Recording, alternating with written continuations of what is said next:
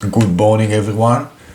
Today, something that is more personal, I guess, but I actually like talking about.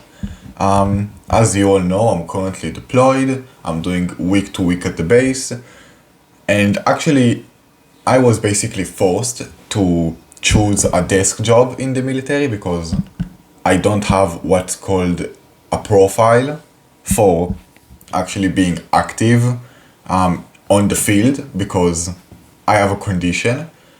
Your profile it fluctuates between 21 to 97. My profile is 20.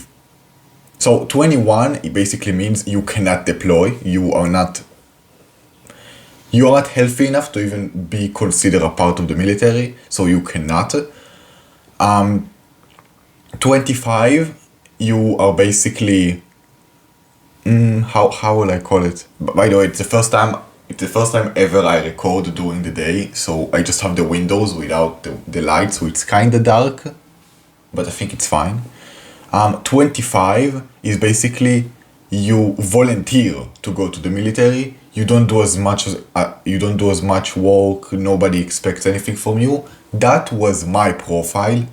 Yeah, the condition is kind of severe. I will get to it in 2 seconds. So I got this profile, which is basically one above the lowest level. And what basically happens in this one is that you're basically volunteering to go to the military, and I didn't want that, so I just told my doctor bump it up to 45, which is the next level. So I would still not be able to actually do anything on the field, but I won't be volunteering in the military. It would be just a normal, a normal soldier. So actually, I was training to get a role on the field as a fighter throughout 11th grade. I actually thought I was going to make it, and then they told me my profile, and then dreams shattered. But it was fine. Other than that, nothing special about it. Yeah, okay, so let's get into it. Okay, first of all, I know it in my language, all of like the medical terms and stuff. So I tried to like search it up in English. So I basically did my best to translate it for this video. So I have in my brain since I was born, technically a couple of hours after I was born, I have something called a cysta, which is basically it's basically a tumor on my brain. From what I understand, it can it can appear anywhere on your body. For me, it's my brain. It's technically I have pictures here. I will show it in a second. We have two brains, the big one, the large one in front, this part, and the other one here, the smaller brain. And the cysta basically sits on top of it, and it's actually huge. It's basically the size of my fist. And this condition, most of the time, it was actually very weird growing up and figuring it out because it's fatal. It's super fatal. What?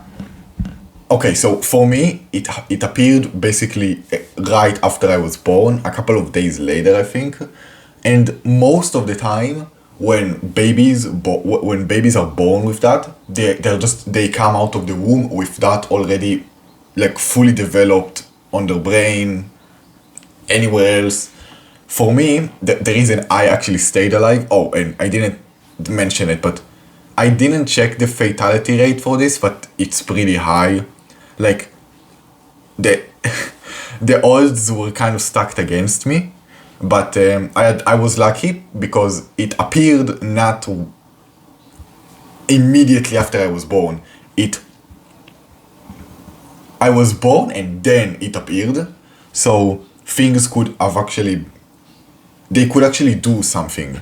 And the Q basically is placing a shunt. If you don't know, a shunt is basically, it's a tube that you connect to any part of your body, and it basically drains like fluid and blood to other parts of your body. So for me, they connected the tube here, like in to the thing, because this tumor, from what I understand, it is basically constantly vomiting fluid into my head, and it created so much fucking pressure in my head. I couldn't walk for a while as a baby. I learned to walk really, really late. When I started to walk, I was like, I couldn't be stable at all. Like I was already always falling. Couldn't go up this. My mom told me the first time I went up the stairs was when I was 5 years old. It took me a while to like get the gist of like walking and balancing myself, because the small brain is also, he's basically responsible for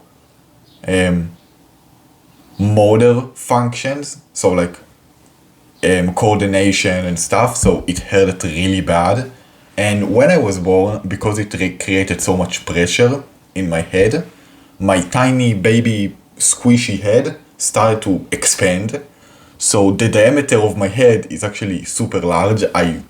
As a kid, I did not have hats because nothing fits me still. It looks normal, but my head is the diameter is really big. It's like, I think for an adult, the average is like 57. Mine is like 62, which is insanely large. And I was lucky. Once, this story really sticked with me. Once my parents, and I have a doctor. His name is Constantine. I know, it's also one of my favorite superheroes. Dr. Constantine. He knew me before I even knew myself. He was there when I was born, when my parents when my parents were like informed that I have a sister, which by the way, I have a photo here. This is from my last X-ray a year ago. So that's my brain. This is more clear. That's my brain. This is the sister. This white part. Look at this. I mean, it's huge. Once it was compared to a rat. My doctor, like, it's one of the first interactions I can remember with Constantine. He told me, you understand, you basically have a rat that is trying to kill you inside your head. And it was super scary. And so Constantine, he was my private doctor throughout my entire life. He was always there when I went to do x-rays. I had every year and 2 months, I went with my mom to do an x-ray to make sure everything was fine. It was a big deal for the doctors, because this kid should be dead, because I don't know how to say it. I don't actually know all of like the medical things, but it's fatal. Every time I went to a new clinic and they saw it, I never understood it, but my mom just said they were always in awe that this kid can walk, talk. He doesn't have any he can speak clearly, like kind of, because I was still young. But so this one story my mom told me, my mom and my dad went to a clinic, and there they basically they describe it. This sounds horrible. There were 12 kids my age, no, not my age, from basically 4 years old to 16 years old. I was like 4 at the time, and my doctor Constantini, he recommended them to not walk into this room, because there was basically a specialized doctor there for something related to the cysta, and that is why a lot of families with kids that had cystas, they were going there. And I told you that I was, for me, my sister was a special case because I wasn't born with it. I was born and then it metastasized. No, no, metastasized is when there is a tumor and then it grows somewhere else as well. No, it's not. Okay, I was born and then it was like conceived in my brain. For 99% of cases, they are born with that, which means they cannot really be cured, and it fucks them up. So they decide to walk into the room anyway, and it's horrible because most of those kids, the doctors can't like get to the cyst in time. Maybe they didn't install a shunt early enough, so their heads just continue like they just expanded because of the pressure. For me, it wasn't that bad. Technically, if right now I pull out the shunt, my brain will just gather up a bunch of pressure, and I would have like my entire life I had headaches even with the shunt, because still there is pressure because you have an extra thing in your head that is just constantly like vomiting all type of fluids in there that should not be there. Most of those kids couldn't like walk. They said that basically none of them can talk. They had trouble with like growth sperms, so like those were 16-year-olds, but they were like 1 meter tall. Yeah, it's really sad, and it really shows me that I'm lucky. And later on the years, like Constantine showed me like pictures of like kids that he still like regularly visits, and they are alive, and like he takes care of them, and like they go for a bunch of surgeries.